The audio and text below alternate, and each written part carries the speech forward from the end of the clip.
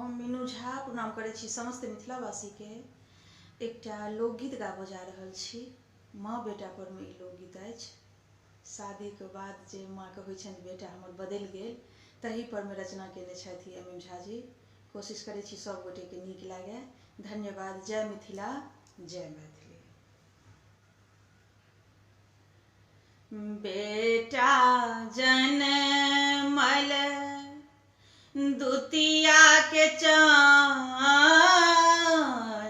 बेटा जनमल दुतिया के चान, छूलक धोछिया भ गेल आन, बेटा जनमल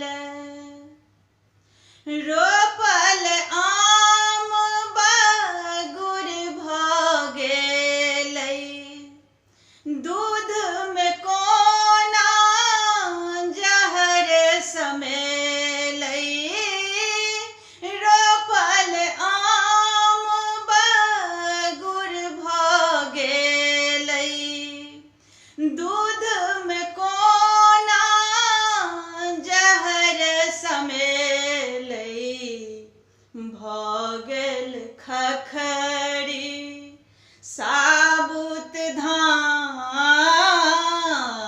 भ गेल खखरी साबुत धान, छूलक धोछिया भ गेल आन, बेटा जनमल दुतिया के चान, छूलक धोछिया भ गेल आन, बेटा जनमल।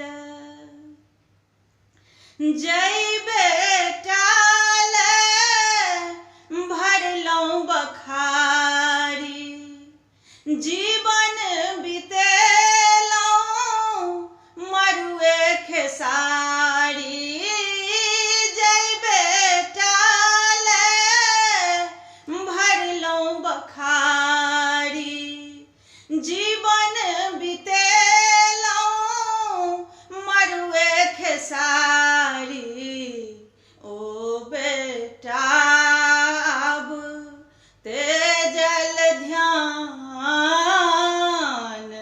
ओ बेटा अब तेजल ध्यान, छूलक धोछिया भ गेल आन, बेटा जनमल। खूट सँ बान्हल सोन हेरेलै, बेदिये तर में बाप बिसरलै, खूट सँ बान्हल सोन हेरेलै, बेदिये तर में बाप बिसरलै, सास ससुर केर होई गुणगान, सास ससुर